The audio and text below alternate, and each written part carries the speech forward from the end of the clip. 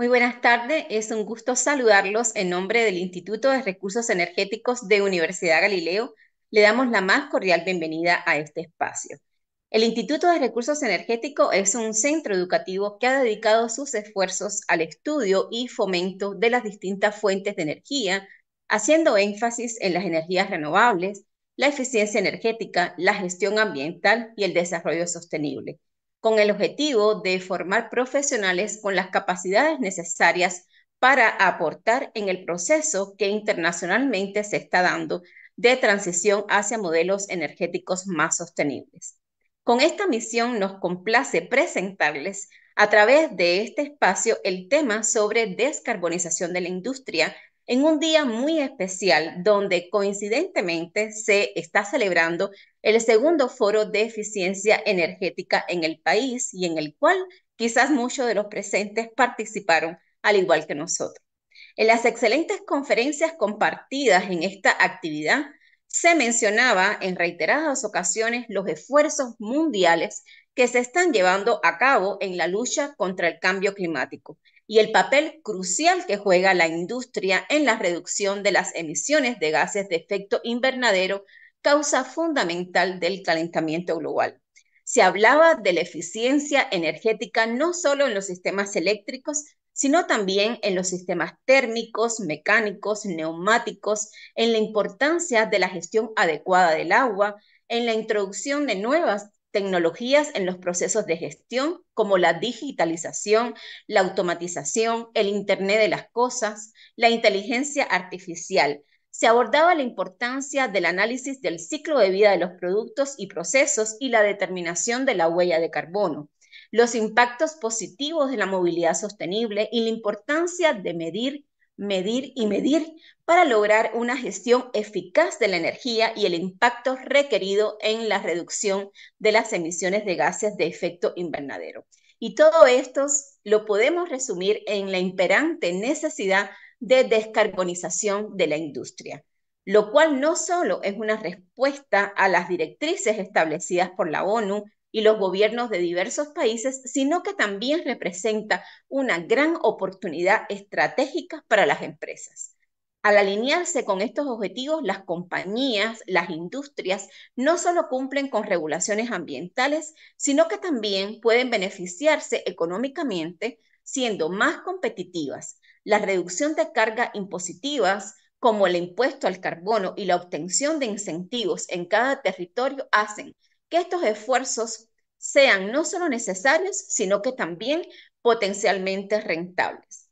En el webinar del día de hoy les proporcionaremos una visión clara y práctica de cada etapa del proceso de descarbonización en la industria, desde la evaluación inicial hasta la implementación de proyectos específicos. Discutiremos estrategias efectivas, herramientas disponibles y ejemplos de éxito en la industria. Además, abordaremos cómo las empresas pueden aprovechar los incentivos fiscales y económicos para transformar la descarbonización en una ventaja. Para brindar esta valiosa información, tendremos la cooperación de excelentes profesionales con un gran expertise en el tema, representantes de la empresa Phoenix AMC, consultora de origen canadiense con presencia en Estados Unidos, América Latina y Europa, la cual destaca por el empeño en contribuir a la descarbonización de sus clientes. Phoenix AMC, al igual que el Instituto de Recursos Energéticos de Universidad Galileo, está comprometida con la promoción de prácticas sostenibles y con la transición hacia una economía baja en carbono. Esto se refleja en el apoyo a proyectos de energía limpia y en su enfoque en mejorar la eficiencia energética y reducir las emisiones de gases contaminantes. Para ampliarles de la experiencia de esta empresa y de los temas que se abordarán, les presento al ingeniero George Dragon, vicepresidente de Desarrollo de Negocios de Phoenix AMC, empresa consultora internacional de la ciudad de Calgary, Alberta, Canadá. George Dragon es graduado en Ingeniería Civil de la Universidad de Buenos Aires y tiene un máster en Ingeniería con especialidad en estructuras de la Universidad de Manitoba en Canadá. Además, es asesor de empresas certificado y miembro de la Asociación Canadiense de Asesores de Empresas. Ha atendido cursos en la Universidad de Harvard sobre la gestión del cambio en empresas y también es certificado en el método Proxy para dicha gestión. Además, es miembro de la Asociación Americana para la Calidad, donde ha obtenido la certificación Six Sigma Black Belt. Es miembro de la comisión directiva de ACQ en Calgary, de la cual también fue su presidente. Es asesor de grandes empresas en Canadá, Colombia y Argentina, así como para las Naciones Unidas en Ginebra. Por favor, ingeniero, tiene usted la palabra para presentarla a la empresa y muchísimas gracias por dedicarnos su tiempo y su experiencia el día de hoy. Muchísimas gracias por la introducción, Lourdes. Y estamos muy complacidos de estar acá en este webinar por los tópicos tan importantes que se tratan. Agradecemos la organización y coordinación de la universidad. De repente me falta alguna palabra en español, así que les pido disculpas. AMC es lo mismo que en español decir consultoría en gestión de activos.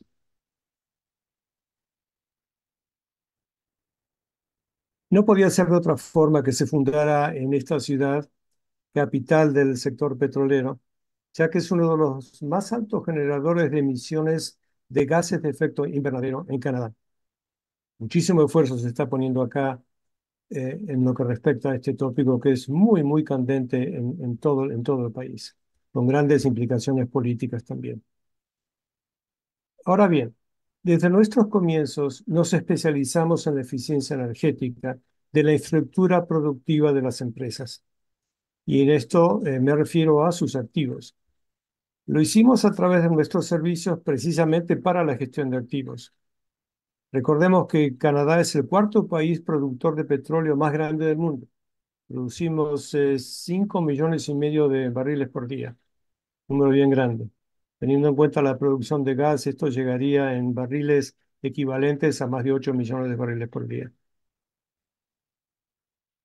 Hemos hecho una evolución hacia la formalización de metodologías para la descarbonización. Nuestros servicios fueron evolucionando en el tiempo y hace unos años emprendimos un camino formal hacia la descarbonización barra reducción de emisiones barra eficiencia energética. Así es que nos asociamos con la firma Connect EP de Colombia, que son especialistas en la materia, como podrán observar a través de la presentación en algunos minutos que hará el equipo de Connect EP. Con ConnectEP desarrollamos metodologías para la evaluación e implementación de proyectos dirigidos hacia la descarbonización. Además, Finex, utilizando las últimas tecnologías de ciencias de datos, machine learning e inteligencia artificial, ha desarrollado soluciones basadas en técnicas estadísticas para el monitoreo del uso de la energía en plantas operativas, ya sea en equipos específicos, en procesos o en la totalidad de las plantas. Finex tiene una larga trayectoria internacional, no solo en el Canadá, sino también en América Latina, especialmente en Colombia y en Ecuador. Recientemente hemos incrementado nuestra impronta en Europa con la apertura de nuestras oficinas en Madrid, España. Bueno, esto me lleva a las últimas palabras. Espero haberles dado una reseña muy breve de quién es Finex AMC y los dejo nuevamente en manos de la coordinadora del evento, la ingeniera Lourdes Socarrás. Lourdes. Muchas gracias, George, por sus palabras y muchas felicidades por la experiencia y el éxito de esta empresa. A continuación, vamos a presentar a los colaboradores de la empresa Conet EP, que nos van a acompañar en la presentación de este webinar con la experiencia que han tenido en la región fundamentalmente. Vamos a contar con la presencia de César Luis Barco García, el cual es ingeniero eléctrico de la Universidad de los Andes. Cuenta con una maestría en ciencias económicas con certificación ejecutiva en estrategia e innovación de la Escuela de Negocio Sloan de MIT y estudios de posgrado en gestión de tecnología, desarrollo gerencial y desarrollo directivo Cuenta con una certificación PMP desde el 2005 y además con 33 años en el sector petróleo y gas, trabajando para Ecopetrol en las áreas de mantenimiento, sostenibilidad, proyectos y estrategia, llegando a ser director corporativo de proyectos de Ecopetrol. Desde el 2020 fundó y actualmente dirige la empresa Conet EP, que trabaja en la promoción, estructuración y ejecución de proyectos de energías renovables, representación de tecnologías canadienses para la descarbonización de las operaciones en el sector industrial y ofrece servicios de consultoría en temas de sostenibilidad e innovación.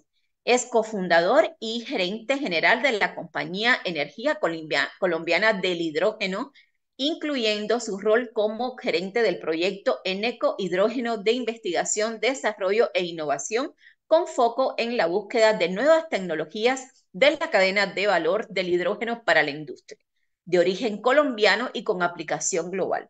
Además, tiene experiencia académica como profesor de las universidades de los Andes, Sergio Arboleda, y del Norte, en gerencia de proyecto, cadena de valor del hidrógeno y energía eléctrica, con énfasis en energías renovables. Bienvenido, César, muchísimas gracias por estar acá. Y también vamos a continuar presentando otro conferencista que es Óscar Julián Soto, el cual es ingeniero mecánico con 38 años de experiencia, cuenta con una maestría en calidad y gestión integral, es especialista en administración y gerencia de sistemas de calidad, tiene formación en normalización y metrología. Además, se le ha otorgado la certificación Champion Sigma y Black Belt Lean Six Sigma, evaluador internacional de gases de efecto invernadero. Tiene una amplia experiencia en el diseño, implementación, consolidación y maduración de estrategias empresariales y sistemas de gestión para la generación de valor en organizaciones medianas y grandes del sector público y privado. Ha trabajado como evaluador internacional y en la implementación de esquemas para medir, analizar y formular proyectos de remoción de gases de efecto invernadero según la norma ISO 14064. Además, ha implementado sistemas de gestión de responsabilidad social basados en la ISO 26000 y la norma SA 8000, así como sistemas de gestión del conocimiento. También cuenta con experiencia académica como profesor de cátedra en posgrado de la Escuela Colombiana de Ingeniería Julio Garavito. Contaremos además con la presencia de la ingeniera Mónica Lorena Mejía Daza, la cual es ingeniera química de la Universidad de los Andes con experiencia en proyectos de energía renovable, gestión ambiental y circularidad en plantas químicas, con experiencia en carbono neutralidad, bonos de carbono, investigación y cadena de valor del hidrógeno. Actualmente, la ingeniera Mónica trabaja en CONET EP, posición en la cual se consolida y analiza información, acompaña capacitaciones e investiga en iniciativas de descarbonización. Se enfoca en el análisis técnico y económico relacionado con la cadena de valor del hidrógeno, además de acompañar talleres académicos sobre la materia. Como pueden ver, hoy nos vestimos de gala con la presencia de tan excelentes profesionales con vastísima experiencia, no solo en temas de descarbonización y gestión de la energía en la industria, sino también en proyectos de hidrógeno verde, tecnología que apunta a ser súper importante en todo el proceso de transición hacia modelos más sostenibles, ingenieros. Así que ya desde ahora le estamos diciendo que vamos a aprovechar esa oportunidad que se nos presenta el día de hoy y próximamente vamos a estar invitándolos a también hablar sobre el hidrógeno verde, además del tema que hoy nos ocupa. Entonces, para iniciar con de esta conferencia que ya prevé ser súper valiosa, vamos a darle la palabra inicialmente al ingeniero Óscar Julián Soto, que iniciará la presentación.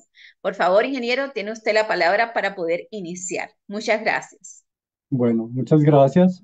Muy buenas noches para todos y para todas.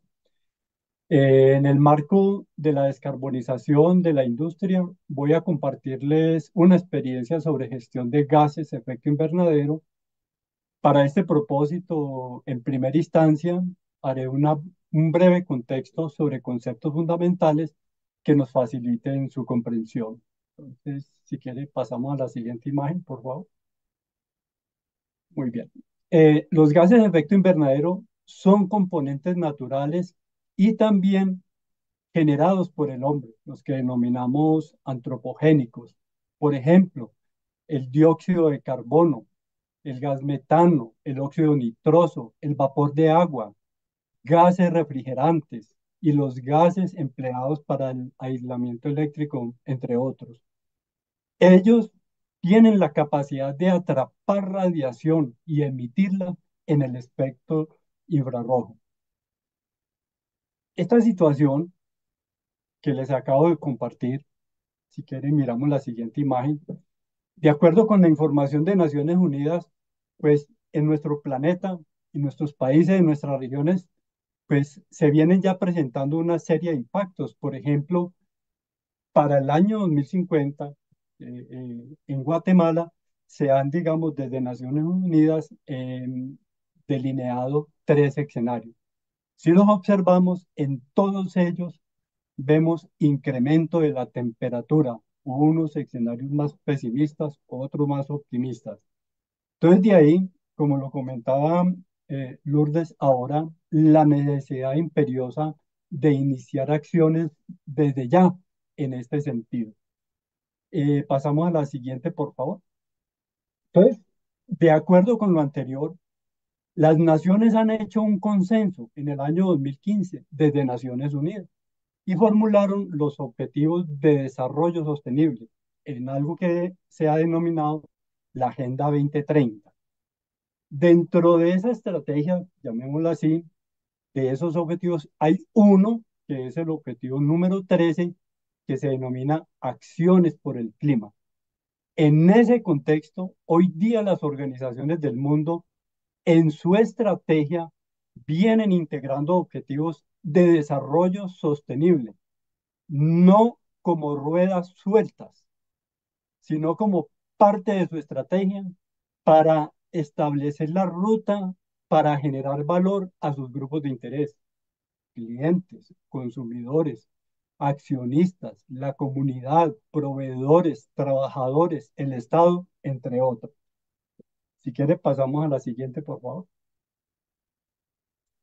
Ahora, ¿cómo desde nuestras organizaciones lograr los objetivos trazados para mitigar y neutralizar los gases de efecto invernadero que generamos? Primero, medir. ¿Y cómo medir? Desde el IPCC, ¿sí?, que es el panel intergubernamental sobre el cambio climático, también establecido en Naciones Unidas, se genera el conocimiento a través de documentos, directrices, software, lineamientos, y entre ellos nos han compartido métodos en unos tres niveles para poder hacer la cuantificación de los gases de efecto invernadero. Usualmente en nuestras organizaciones estamos empleando el nivel básico, ¿sí?, entre estos tres. Sucede que este hecho de utilizar este método, sí, es relativamente fácil porque es multiplicar, eh, digamos, un valor que esté asociado a las actividades de la empresa por un factor de emisión que también nos entrega en bases de datos el IPCC. Al hacer este ejercicio, estamos sacrificando algo que es la incertidumbre, es decir, entre más básicos sean los métodos, más alta posiblemente es la incertidumbre de nuestras mediciones. Pero de todas maneras, es un muy buen comienzo en este sentido, digamos, para empezar, digamos, a desarrollar la estimación de las emisiones. Miramos la siguiente, por favor. Bueno, sucede que una vez hechas estas estimaciones, pues tenemos la posibilidad de decir qué tanto gas metano estamos emitiendo, qué tanto dióxido de carbono, qué tanto óxido nitroso. Pero tener, debemos llevar estas emisiones a una unidad que se nos facilite tomar decisiones y hacer publicaciones. De ahí, entonces, si quieren, miramos la siguiente imagen, por favor. Vamos a hacer provecho, como lo mencionábamos ahora, cada uno de los gases de efecto invernadero tiene una capacidad específica de atrapamiento y emisión de calor. Y para ponernos de acuerdo, se le asignó la capacidad de 1 al dióxido de carbono, una capacidad de atrapamiento de 1. Y a partir de esta se estableció cuántas veces los demás gases efecto invernadero son más poderosos que el dióxido de carbono en este sentido. Y voilà, podemos entonces, a través de esta ecuación, si quieren, mostramos la siguiente. Exacto, gracias. Podemos ver que podemos multiplicar esas emisiones de cada uno de los gases por este factor que conocemos como el potencial de calentamiento atmosférico de cada uno de ellos y poderlos llevar a una unidad común. Si queremos la siguiente, por favor, que es llevar todo a términos de CO2 equivalente. ¿Sí? Miremos la siguiente, por favor. Dicho eso, entonces ya podemos publicar información, conocer información. Por ejemplo, en esta imagen que les estamos compartiendo, información de Naciones Unidas, si quiere, mostramos la siguiente, tenemos la posibilidad de ver las emisiones de cada una de nuestras naciones. Un ejemplo, de acuerdo con información acá, que estuve recolectándoles, y según como les dije, Naciones Unidas, en Guatemala las emisiones se han estimado en 22.9 millones de toneladas de CO2 equivalente. Ahora, si utilizáramos una información del DINES de Guatemala, que nos dice que hay cerca de 330.000 empresas en Guatemala, de las cuales el 85% son microempresas, podríamos decir que cada empresa en promedio está generando emisiones por 73.3 toneladas año. Solo que una empresa grande puede estar consumiendo entre 100 y 1000 veces más energía que una microempresa. Por lo tanto, podríamos decir que una gran empresa en Guatemala estaría generando emisiones alrededor de unas 70.000 toneladas años de CO2 equivalente. Y una mediana estaría entre los 30 y 40.000 toneladas. Muy, digamos que un dato muy semejante a un proyecto que acabamos de desarrollar recientemente. Muy bien, miremos la siguiente, por favor. Entonces, vamos entonces a buscar cómo medir para poder neutralizar estas emisiones. Entonces, aquí en esta imagen les quiero compartir cómo desarrollamos desde Connect IP esta experiencia. En primer lugar, hicimos una identificación de las fuentes de emisión de esta organización. Para ello, aprovechamos que esta organización tiene un sistema de gestión ambiental y desde él tiene una matriz donde analizaron sus aspectos de impactos ambientales. Aprovechamos esa información y desde allí hicimos una buena parte de esta tarea de la identificación de las fuentes de emisión. Hay documentos como la ISO 14064 y el GHG protocolo del IPCC, ambos documentos que nos entregan las mejores prácticas para hacer esta tarea, digamos, de hacer esta identificación y categorización de las fuentes de emisión. Esa categorización está en función de lo que una organización pueda controlar. Eso es muy importante. Entonces, de allí se genera la clasificación de las emisiones directas, usualmente conocidas como alcance 1, emisiones indirectas de la energía importada, es decir, de la que emplea, de la que compra de una red eléctrica, que usualmente conocemos como alcance 2, y las emisiones de terceros, que son muy difíciles de controlar, conocidas también como alcance 3, que están asociadas a los proveedores, a los distribuidores y a la disposición después del uso de estos productos. Identificadas, diseñamos el sistema de gestión, es decir, la nave, el medio con el cual nosotros podemos ya empezar a desarrollar toda esta gestión. Es muy importante seleccionar una herramienta, un software para llevar esta contabilidad, ¿sí? Y a continuación formamos la tripulación, desde el gerente, sus directivos, los colaboradores, todos. Iniciamos las mediciones y pasado un tiempo, usualmente, digamos en esta experiencia que hemos vivido, pasaron 2 años y trazamos la línea base o año de referencia desde el cual se empezaron ya a proyectar, digamos, los objetivos y las metas que se quieren alcanzar.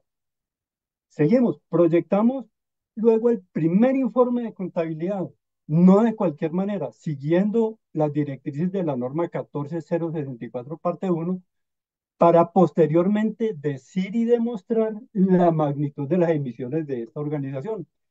Hecha esa evaluación por parte de un tercero, independiente a la organización, y él también siguió unas directrices establecidas en la norma 14064, parte 3. Y de esta manera se generan, digamos, certificaciones donde declaran de que la contabilidad es razonablemente confiable, como también lo es el sistema de gestión. Miramos la siguiente, por favor.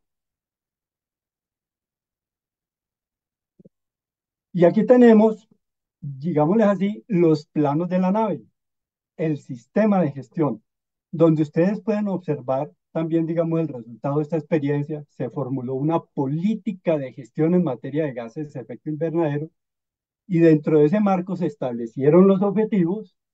Tuvimos muy en cuenta también los objetivos que se establecieron desde Naciones Unidas y definimos de lo que son responsables en materia de gases de efecto invernadero.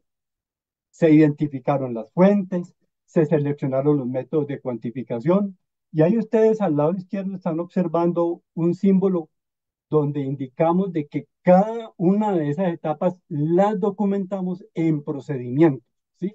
Para asegurar así también el conocimiento. Y si observan ustedes también donde aparece este símbolo como un piñón, en todos esos puntos es donde aplicamos el software para tomar la información y para asegurar la trazabilidad y evitar cualquier modificación de la misma. Y de esa forma, entonces, se recolectan los datos, se hizo la estimación de las emisiones, trazamos línea base, se hizo la evaluación y tuvimos ya la información muy los pies sobre la tierra, absolutamente confiable, para desde allí formular los proyectos. Igualmente, la gerencia tuvo la posibilidad desde sus comités de tomar las decisiones de qué información le proyectaba a sus grupos de interés. Entonces, miramos la siguiente, por favor.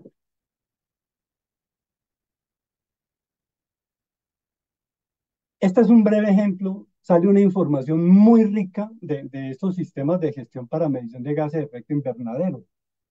Aquí, por ejemplo, en este caso tenemos emisiones por consumo de combustible, emisiones por día de operaciones. Esto es del caso, digamos, de una organización del sector hidrocarburos.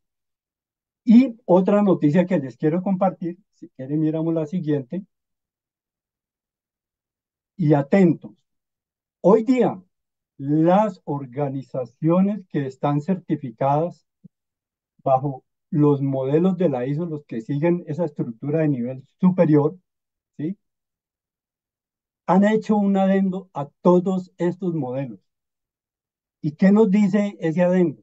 Que es ya un requisito adicional a estas normas. Dice, la organización debe determinar si el cambio climático es cuestión pertinente. Es decir, ya a todos nos incumbe y esto es también parte de los requisitos para que se les otorgue este tipo de certificación en este sentido. Entonces, en Guatemala hay cerca de 300 certificaciones dentro de 9001, 14001, 45001. Más o menos nos da un promedio de unas 100 empresas que deben estar ya entonces seguramente ya estudiando este tema y comenzando a desarrollar estrategias en este sentido.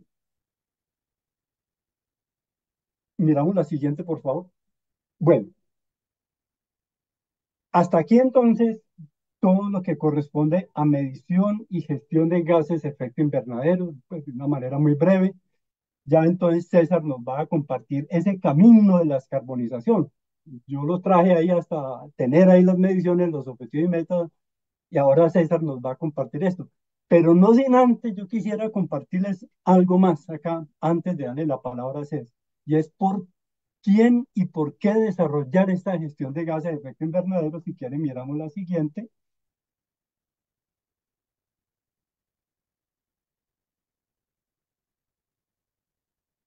Esto lo tomamos de un informe de Naciones Unidas también sobre Guatemala, sobre la incidencia del cambio climático en los niños y las niñas.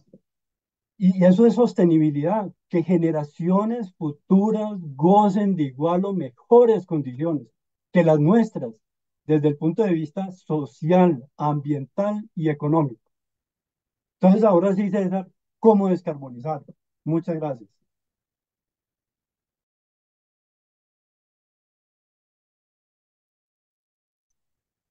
Muchas gracias, Oscar. Eh, Dale a la siguiente, por favor. Dicho esto, ya cuando tenemos una medición de los gases de efecto invernadero, debemos movernos entonces en qué hacer.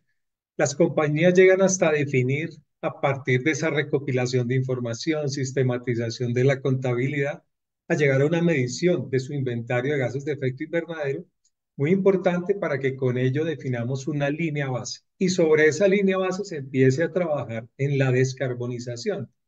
El proceso pues nos lleva a que se debe mirar en qué entorno industrial nos movemos, cuáles son las posibles alternativas, si son con energías renovables o hay una biomasa disponible, en fin, todas esas realidades del entorno deben observarse y después estructurar esos proyectos, priorizarlos.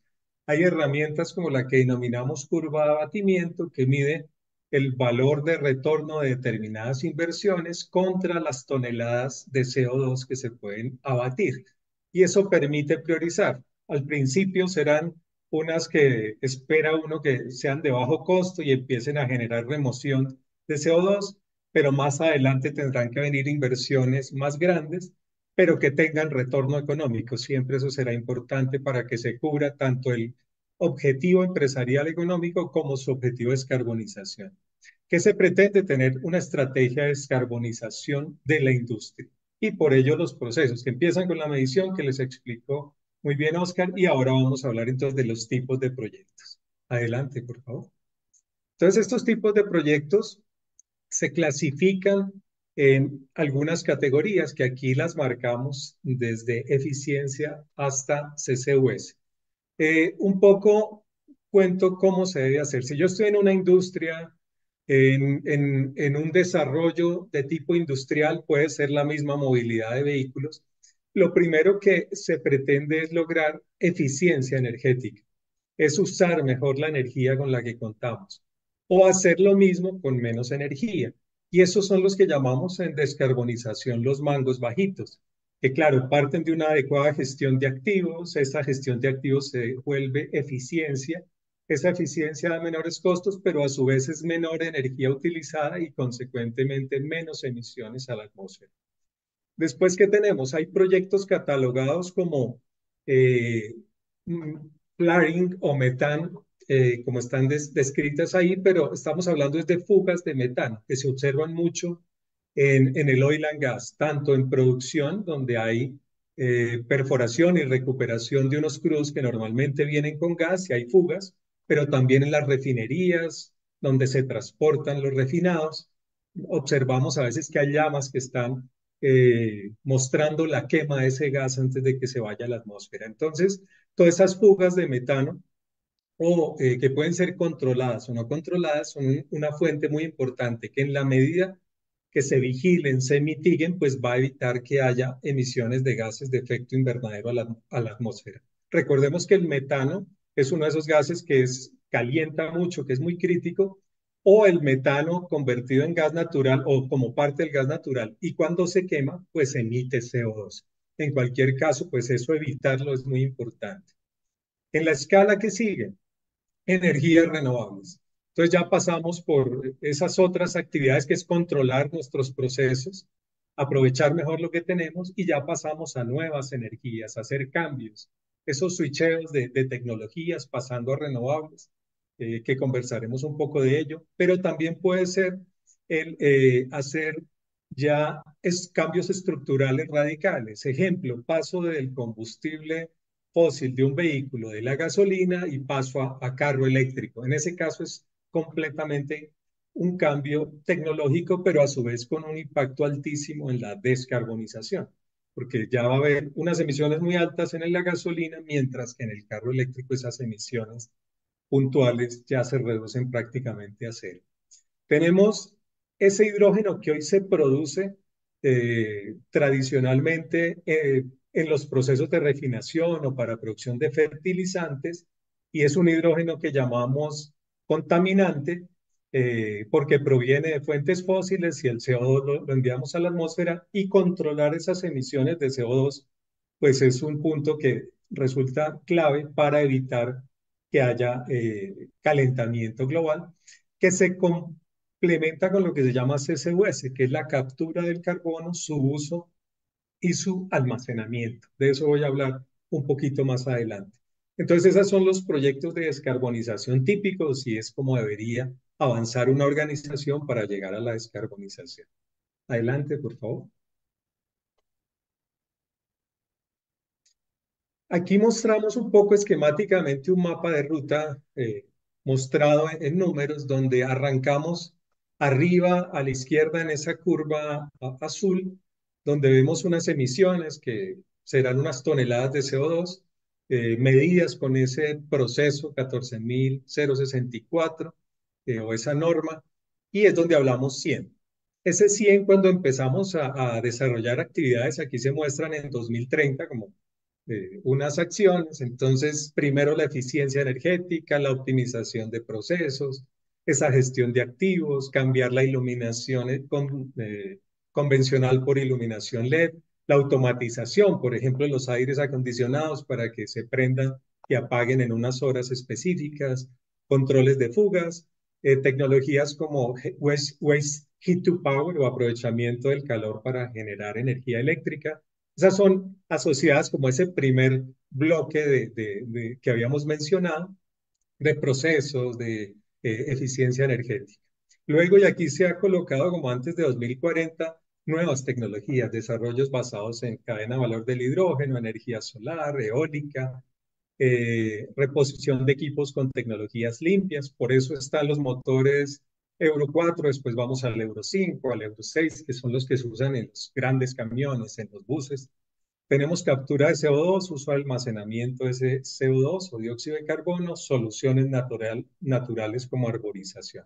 Entonces vamos, por un lado, disminuyendo nuestra curva porque somos más eficientes, es decir, emitimos menos, pero por otro lado vamos generando unos proyectos que hacen remociones de esos gases de efecto invernadero para que en 2050, en este caso, propendamos porque se igualen o se crucen, y es cuando podemos mencionar o decir que tenemos una certificación como carbono neutrales. Adelante.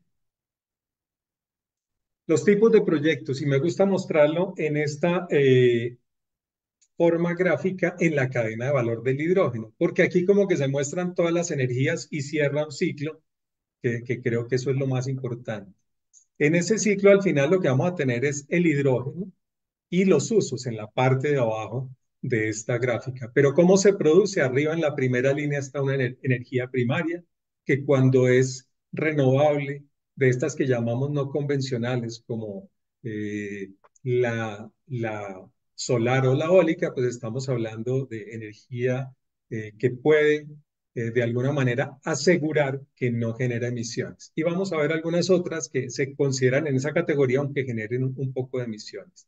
Por la izquierda nos venimos en que esas producen una electricidad. La electricidad nos puede, a partir del proceso de electrólisis, producir hidrógeno con oxígeno, o si nos vamos por la mitad de biomasa, pues por otros procesos que pueden ser de conversión química o bioquímica, llegar a un gas, un syngas que se llama, un biogás, y después de ello un hidrógeno para al final tener esa aplicación del hidrógeno, que hay diferentes usos y lo vamos a ver en la siguiente gráfica. Pero importante que aquí como encadena uno esas energías que son renovables, el hidrógeno, que el hidrógeno per se solito no es tan valioso como si ponerlo en un uso, y aquí hay diferentes usos potenciales y los tienen pues todos los países de acuerdo a su composición industrial.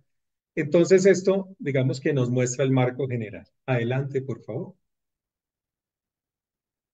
Tenemos entonces la energía solar fotovoltaica. Esta energía solar fotovoltaica depende del sitio donde estemos, la irradiación del lugar, el área con que contemos. Y la irradiación tiene no solo esa potencia de la radiación solar, sino las horas sol que podamos tener en promedio al día. A la derecha, pues lo que he destacado es un proyecto, la planta solar San Patricio, 65 megavatios que se desarrolló por la compañía MPC para el Ingenio Magdalena. Entonces, hablamos no solo de generación de energía solar, sino de una compañía que maneja biomasa como su producto y a partir del cual genera más energía igualmente. Pues es una experiencia que se tiene en Centroamérica, en Guatemala, y en la energía solar, pues entra aquí completamente de manera clara en lo que es la descarbonización. Adelante. Mientras llega la siguiente gráfica, pues en los techos, en las cubiertas de las fábricas, en los patios donde está disponible, pues es posible tener esa energía solar que es de pequeña, mediana y gran escala. La eólica, pues es de mucho mayor complejidad. Mostramos muy rápido a la izquierda una torre de lo que es lo que o lo que sostiene el aerogenerador y son cosas muy grandes. Adentro hay equipos, hay espacios para personal, hay salas de mantenimiento, en fin, es de una complejidad importante. Los aerogeneradores, un aerogenerador puede tener aspas de 70 metros en su radio, entonces, como digo, son cosas muy complejas. En la mitad mostramos la logística que se necesita, barcos, grandes grúas y sobre todo en áreas que son no conectadas y de bajo desarrollo, pues resultan complejas. Centroamérica, pues aquí destaco, tiene 24 parques eólicos. Hay países como Costa Rica que son líderes en la región, pero eh, hay otros países, incluido Guatemala, que tienen generación de energía eólica. Entonces, esa energía conocida, esta sí es de mediana y gran escala. Aquí no vemos todavía baja escala para aplicaciones pequeñas. ¿Vale? La energía geotérmica. Hay algunos desarrollos, tenemos en Centroamérica, en Costa Rica, en Salvador. ¿Esto qué es? Es encontrar una fuente calórica en el subsuelo, en el agua, en el líquido que viene con una alta temperatura y tiene dos formas de aplicación. Una en los distritos térmicos, es decir, para ofrecer calentamiento en vez de tener una calefacción con base en combustible fósil o en energía eléctrica, o diferente al calentamiento o con equipos chiller que se puede volver enfriamiento o aire acondicionado, pues también se puede con ese calor producir energía, con un líquido que se evapora, mover turbinas y producir energía eléctrica a partir de ese movimiento de las turbinas. Hay desarrollos en Centroamérica, los hay en Europa, los hay en algunos países en Norteamérica. Entonces esto es algo ya que está funcionando y que es un camino también en la energía renovable. Adelante, Mónica. En cadena de valor del hidrógeno, a la izquierda que tenemos un electrolizador. Ese electrolizador es el que empezamos a decir que nos produce hidrógeno verde. Lo explico aquí de manera muy rápida. A la izquierda que entra agua en una proporción de 10 litros, electricidad en un rango entre 50 y 60 kilovatios hora, para que a la derecha tengamos hidrógeno y tengamos oxígeno. Entonces, cuando se produce oxígeno y se va a la atmósfera, pues no hay emisiones, pero también se puede aprovechar en medicinal y en otros tipos de aplicación. Dale, Moni, por favor. Importante decir que el hidrógeno tiene un poder calórico que es 2,5 veces el del metano, y el metano es el principal componente del gas natural, y 3 veces el del diésel o la gasolina. Y por eso es el energético del futuro y sobre el cual estamos apuntando. Dale, por favor. Abajo hay un pequeño modelito de un electrolizador. Es un caso que no lo vamos a mostrar, pues no nos da el tiempo, pero es para decir que hay aplicaciones prácticas también en baja escala que permiten ayudar con la mejora de la combustión. Y a la derecha los usos más conocidos y que tienen mucho futuro. El primero es movilidad, el carro. En ese tenemos un gas que alimenta una celda de combustible y mueve un motor eléctrico. A la derecha tenemos unos hornos. Esos hornos son que necesitan grandes temperaturas, y la aplicación del hidrógeno puede generar muchas mejoras, tanto por su poder calórico como por la reducción de emisiones. Entonces, en las industrias cementeras, en las que producen aceros, en las de vidrios, eh, en ese tipo de industrias impacta mucho y puede ayudar. Y Guatemala tiene algunas de las industrias en esos sectores, pues vemos que ese hidrógeno podría impactar. Y abajo vemos la producción de amoníaco a través de procesos Haber-Bosch, donde dice síntesis del amoníaco, que toma hidrógeno del proceso que se haya producido ese hidrógeno y toma nitrógeno del aire para producir el amoníaco. Y esto en la industria alimenticia, pues es de altísima criticidad, y la industria alimenticia también tiene un alto desarrollo en Guatemala. Entonces, viendo esas posibilidades, pues el hidrógeno es un candidato a tener grandes avances y aportes a la industria guatemalteca. ¿Dale?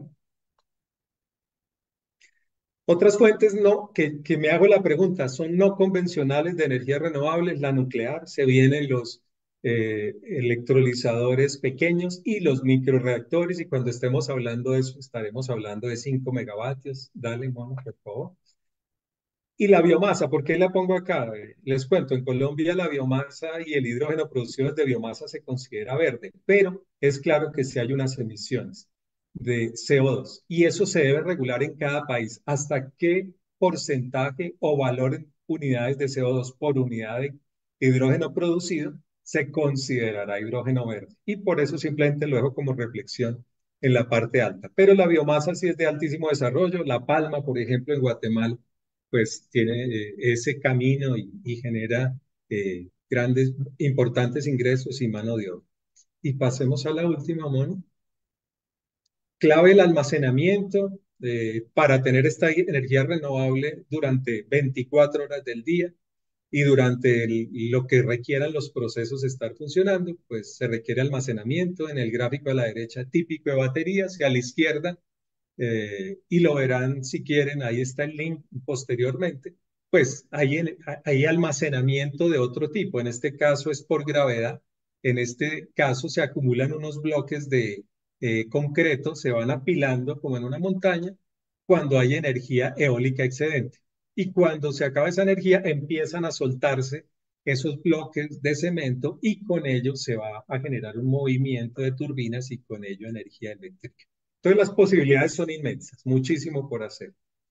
Con esto pues termino mi sesión. Le doy pues el paso a Mónica para que nos hable de esa última parte, que es la que cierra el ciclo de descarbonización. Adelante. Bueno, César, muchísimas gracias por pasarme para poder hablar. Me gustaría empezar comentándoles, haciendo un poquito de recapitulación de lo que nos ha contado Oscar y César. Y como vemos, Oscar nos cuenta cómo poder hacer esa medición y gestión de gases de efecto invernadero. César nos cuenta cómo utilizarlos.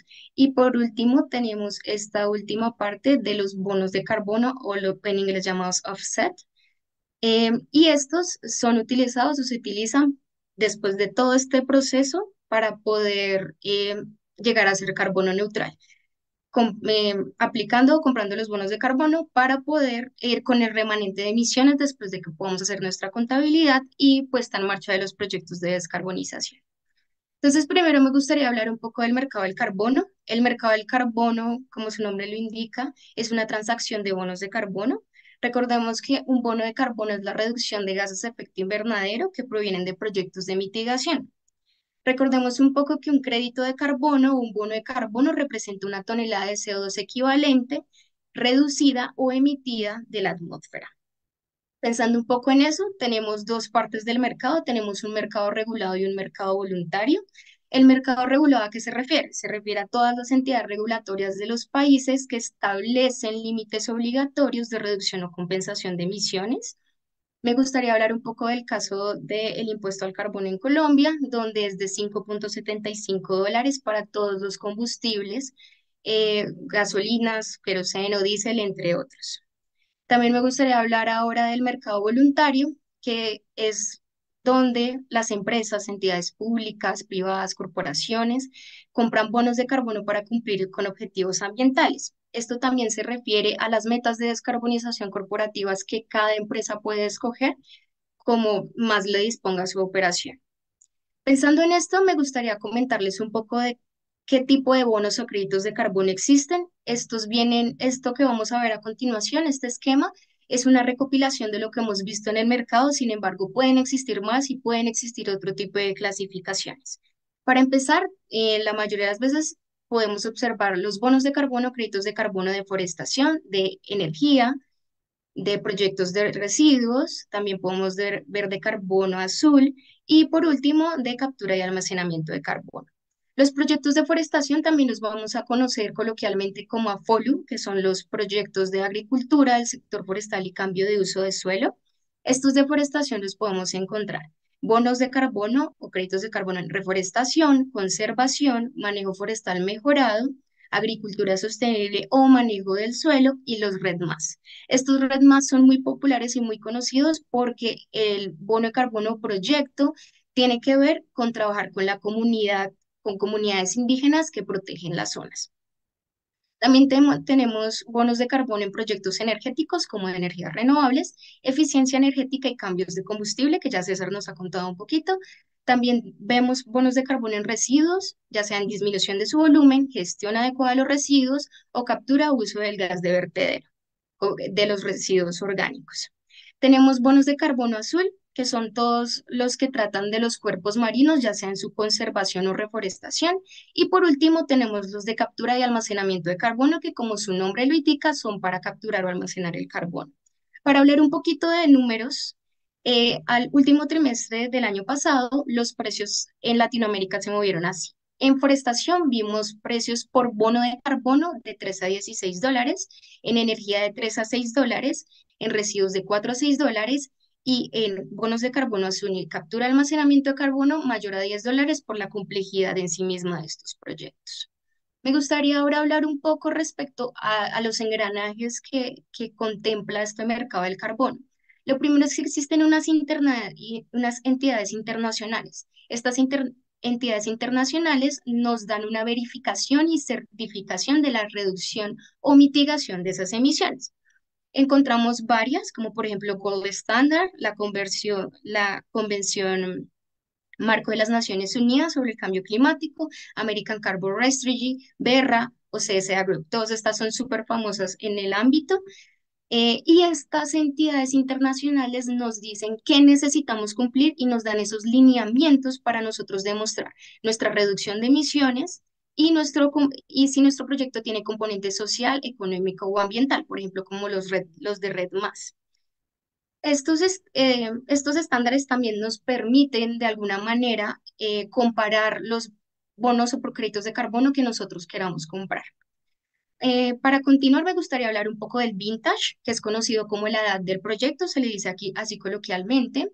Normalmente este vintage o la edad del proyecto es utilizado como una característica en el mercado regulado.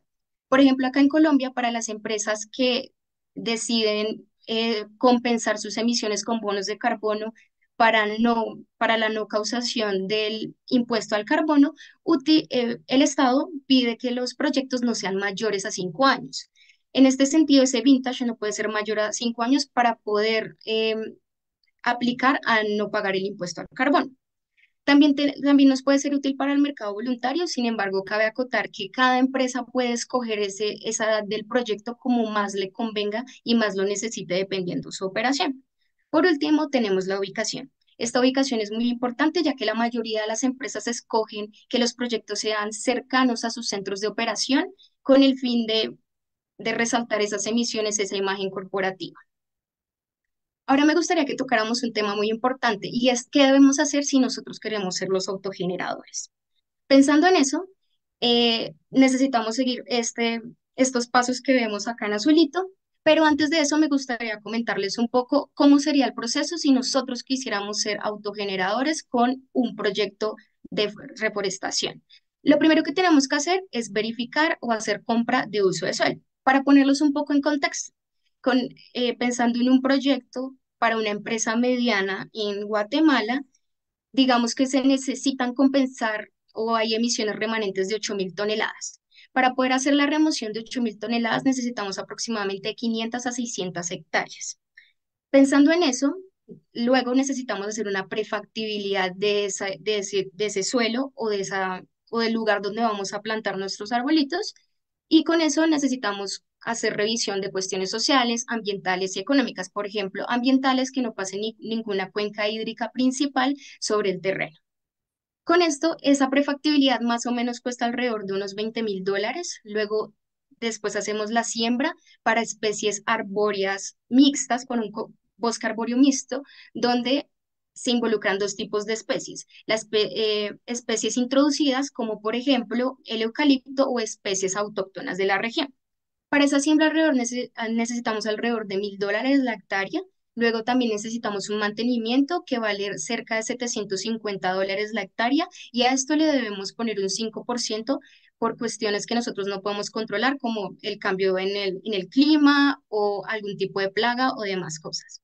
Pensando en esto, este proyecto para 8.000 toneladas de CO2 equivalente cuesta alrededor de 540, tiene un CAPEX de $545.000 y un OPEX anual de $124.000, incluyendo la certificación.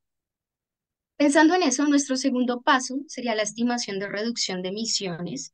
¿Y esta estimación con qué la hacemos? La hacemos con las metodologías de los estándares internacionales, como por ejemplo en este caso BERRA, nos dice qué lineamientos debemos seguir para poner en marcha nuestro proyecto de reducción de emisiones. Esta reducción de mitigaciones la debemos hacer o la debemos monitorear por cerca de un año. Y además, luego debemos hacer un estudio para verificar que nuestro proyecto sea económicamente viable para nosotros. Seguidamente con esto hacemos una cuantificación. Sacamos esos aspectos importantes que nos dan los lineamientos internacionales para consiguiente hacer la cuantificación. Seguidamente y siguiendo los pasos muy parecidos a como nos los comentó Oscar, necesitamos hacer una documentación. Esa documentación va con los mismos lineamientos de los estándares internacionales, donde debemos demostrar con esos mismos lineamientos la reducción de emisiones, el componente económico y el componente social si nuestro proyecto lo tiene. Por ejemplo, si queremos hacer un proyecto Red Más. Luego, ¿qué hacemos? Llamamos un OBB, que es un organismo de validación y verificación. Por ejemplo, en Guatemala está el ICONTEC. Y después de eso, funciona como cualquier otra auditoría. Si encuentran alguna situación o que se deba cambiar respecto a nuestra documentación, hacemos el subsanamiento y luego que nos den esa verificación nosotros podemos hacer el registro. Ese registro se puede hacer en estas mismas entidades internacionales y ellos nos dan a nosotros un número único por cada bono de carbono que nosotros generemos. Ese número lo que nos permite es no tener una doble contabilidad y generar la trazabilidad de cada bono de carbono. Cuando nosotros tenemos nuestros bonos de carbono en el mercado y se hace uso de uno de ellos, ese número desaparece. Entonces ahí se mantiene una trazabilidad y transparencia con los bonos de carbono. Ahora, la última pregunta, comprar o sembrar. Y creo que con un poco los números que hemos escuchado a lo largo de esta charla, la respuesta es que depende. Depende totalmente de nuestra industria, de nuestro negocio, de cuántas emisiones de CO2 remanentes tenemos que subsanar para poder llegar a ser carbono neutrales. Con esto, la invitación de nosotros es a realizar el respectivo análisis económico para poder ver si es más rentable y económico para nosotros poder tener nuestro propio bosque o nuestro propio proyecto de autogeneración de bonos de carbono, o si es mucho mejor hacer la compra anual de los bonos de carbono, porque recordemos que estos bonos de carbono solo duran un año exacto. Pensando en esto, me gustaría recordarles un poquito los beneficios de poder hacer toda esta descarbonización y de los bonos de carbono, y es que lo primero es que permite a las empresas compensar las emisiones de gases de efecto invernadero, ayudando a cumplir los objetivos de sostenibilidad y reducción de huella de carbono. También mejora la reputación y la imagen de las empresas en compromiso con esa responsabilidad ambiental y el desarrollo sostenible. También podemos cumplir con las regulaciones ambientales internacionales y nacionales y los requisitos legales relacionados con nuestra reducción de emisiones. Y por último, tener una mayor elegibilidad en los criterios de sostenibilidad para la asignación de capital y acceso a incentivos económicos. Y muchísimas gracias.